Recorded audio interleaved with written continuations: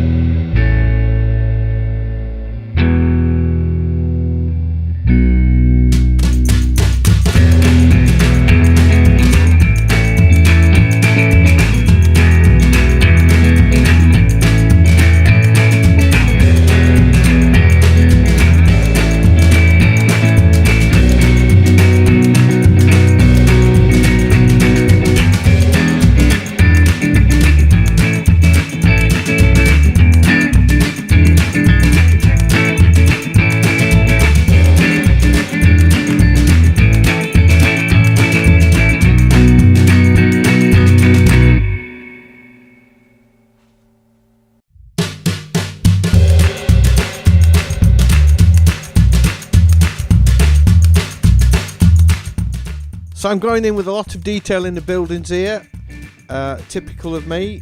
I'm not sure if that is actually going to make it to the end of the painting. Let's wait and see what happens.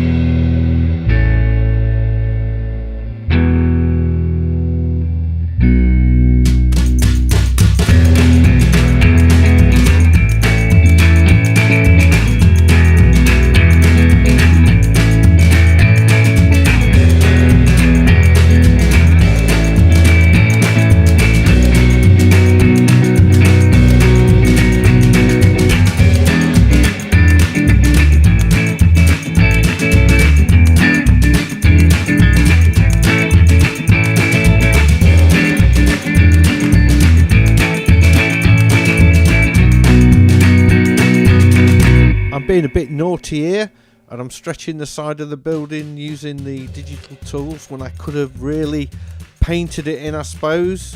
Oh well, never mind, that's what the digital tools are there for.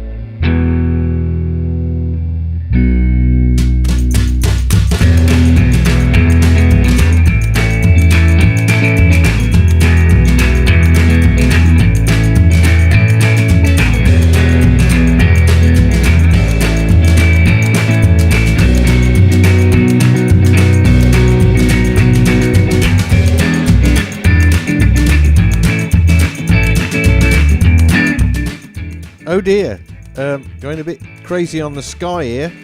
I think what's happening here is I wasn't happy with how I'd blended it. I think I'd over blended it and I wanted to see more brushwork in there. So I thought, you know what, let's give it another go, and I crashed some paint on it. Looks a bit drastic to start with, but I think it works out okay in the end.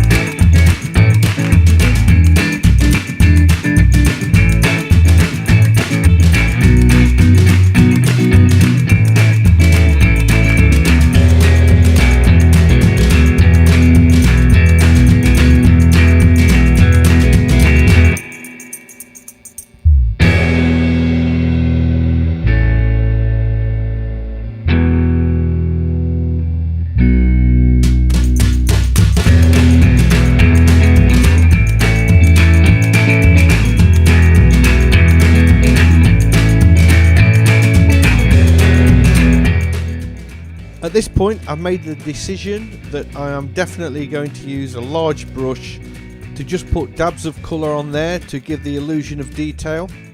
And as you can see, I've already taken out the detail in the buildings.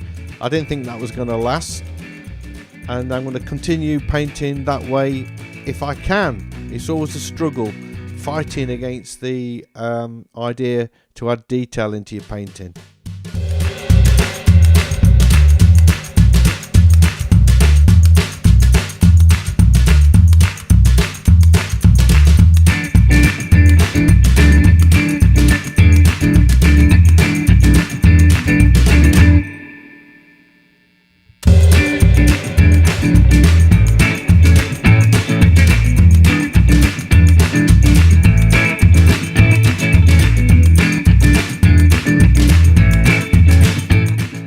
Okay, the yellow's just a mistake.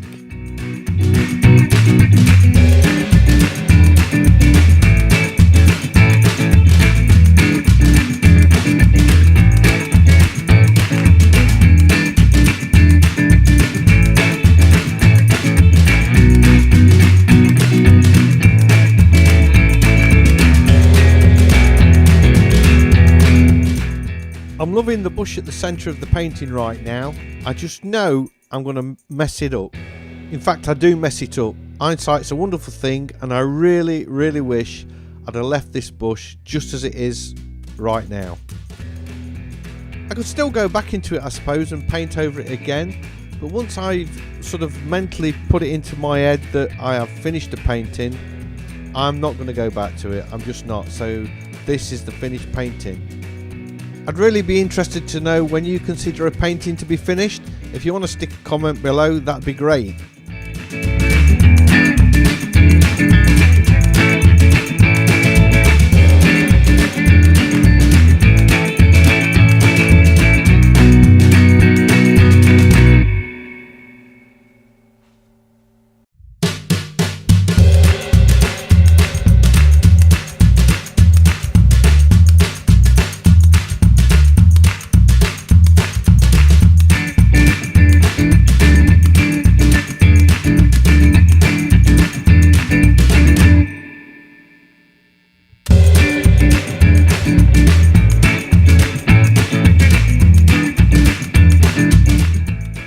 I'm starting to paint my fellow artists in now. I wonder what they're painting.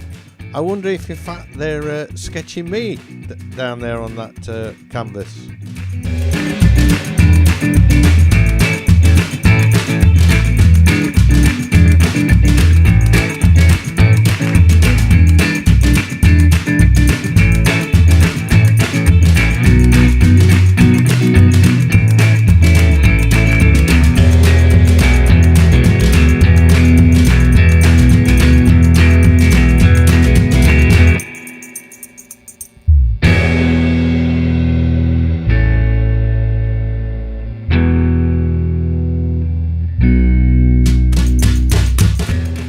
So here I'm creating a new layer and adding some dark tones, warm tones really, sort of towards the purple side of the palette, and I drop the opacity down on that layer to get the desired effect.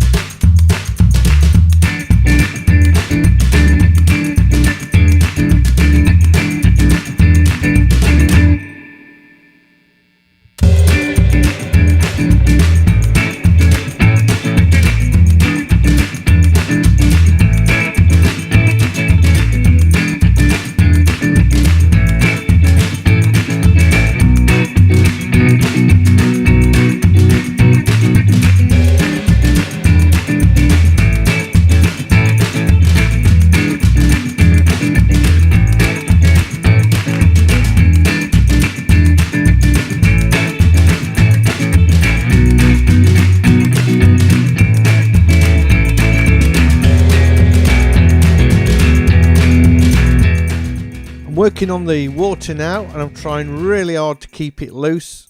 It is difficult, and I'm tempted to put detail in there all the time, but resisting it.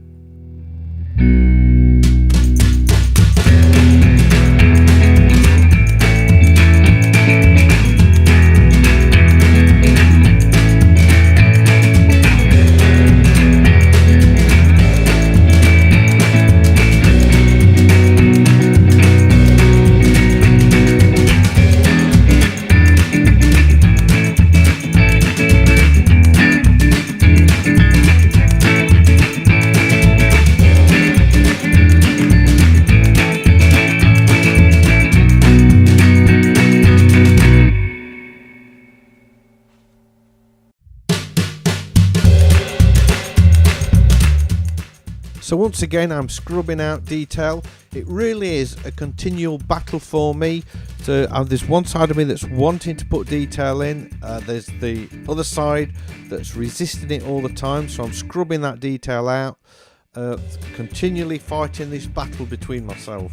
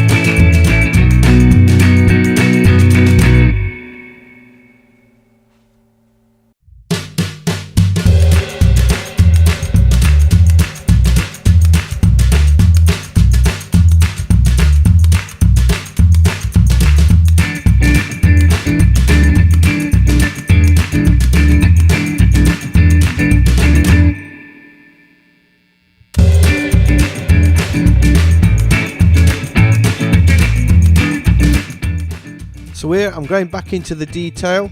I'm not adding detail as such, I'm refining the detail that I already had to make it more accurate, and then I decide that I want to put the back of the painters in shadow, or the brick wall behind them in shadow, and make that slightly darker, because I want to make the artist more prominent and a focal point of the painting.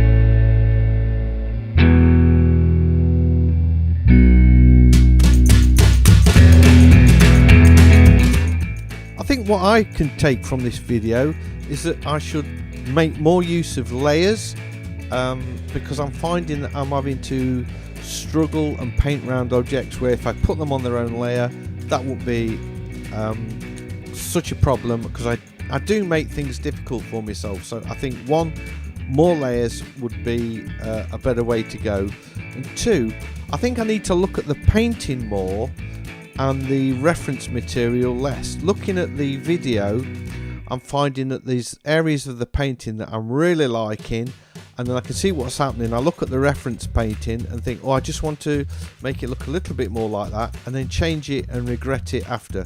So I think, look at the painting, do I like it? Yes. Leave it alone, stop looking at the reference material. I hope you liked this video. If you did, a like would be really appreciated, and also if you're new to my channel, please subscribe That would help me a lot, and hopefully I'll be able to bring you lots more material that you may find interesting and help you with your art.